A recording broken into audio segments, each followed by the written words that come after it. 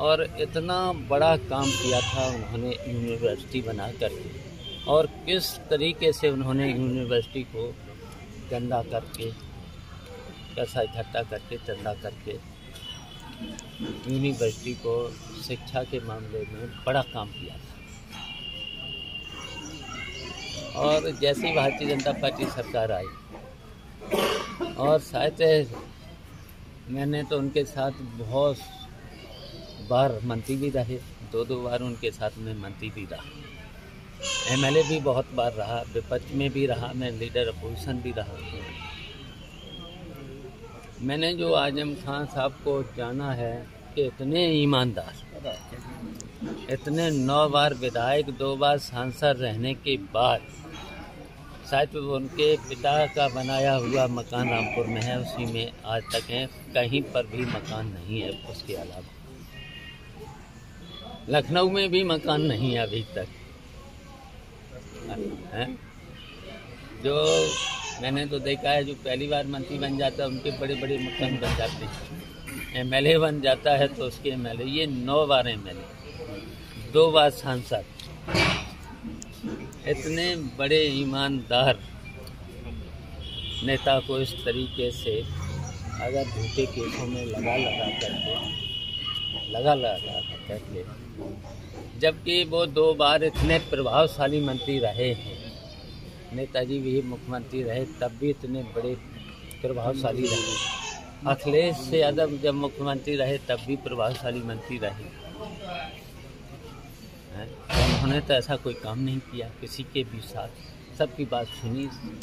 और यहाँ तक कि इतना विकास का काम है, और नौकरशाही इतनी कंट्रोल में रहती थी, नौकरशाही, जब आजम भाई मंत्री थे, हम भी मंत्री थे, नौकरशाही कंट्रोल में रहती थी। इस समय तो नौकरशाही किसी के कंट्रोल में है नहीं। और इस तरीके से झूठे के साथ ये परंपरा बहुत खराब होगी। एक तरह से इस तरीके से इतने बड़े नेता पर इतने झूठे मुकदमे लाद करके जेल में बंद कर दिया जाए तो एक तरह से ये तो लोकतंत्र फिर कहाँ बचा? लोकतंत्र की सीधी हत्या है। तो लोग गठबंधन आपका नहीं हो पा रहा है, इसमें क्यों देरी? पहले हमारी पूरी बात हो जाए, पहले सुन लीजिए, पहले सीखिए ना, पूरी बात सुन लीजिए। आप लोग पहले सीखिए ना। नहीं बिल्कुल, आप पूरी बात कह लीजिए, पूरी बात। इंतजार किया है, चलिए, बड़ा विकास किया उन्होंने। देखिए, नौकरशाही पर अभी थे, नौकरशाही कंट्रोल में रहती, अब तो कंट्रोल में नहीं किया। विकास भी किया है 5 साल में, बताइए कहाँ पर कुछ दिख रहा है विकास? वैसे तो कहने को तो भारतीय जनता पार्टी के तो ऐसा कहते थे, मैंने कहा दूसरा माहौल ही बदल दिया। देखिए, एक तो बेरोजगारी, भ्रष्टाचार चरम सीमा पर, बेरोजगारी चरम सीमा पर, भ्रष्टाचार चरम सीमा पर, तो ये सब हो रहा है इस राज्य में।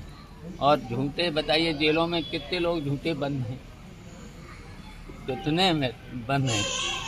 अच्छा, खाने की व्यवस्था देखिए, कितना बजट आता है, क्या कैदियों को मिलता है उसमें? नहीं मिल रहा है। तो ये सब बातें हैं ना, सब बातें हैं। आजम खान जी से क्या बात हुई आपकी और उनका क्या कहना है? आजम भाई से मैंने हालचाल लिए हैं, उनके हालचाल लिए हैं।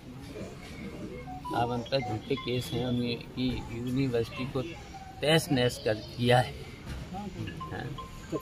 टीटी का पर्चा लीक हो गया है, आज बड़ी खबर है आज की। क्या कहेंगे सरकार के लिए टीटी का जो पर्चा लीक? टीटी का पर्चा देखिए, एक बार नहीं हुआ है, इस सरकार में 2 बार पहले भी हो चुका है और तीसरी बार ये हो गया।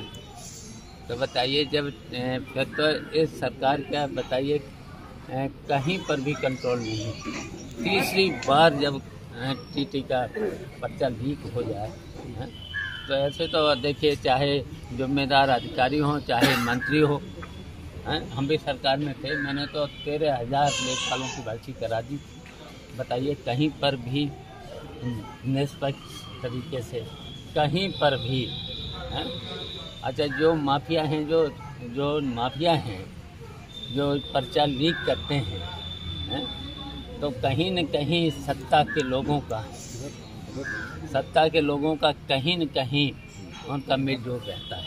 समाजवादी पार्टी ने बिल्कुल किनारा कर दिया है। समाजवादी पार्टी ने आजम खान से बिल्कुल किनारा कर दिया है। क्या आप क्या लगता है? कहीं किनारा नहीं करता है।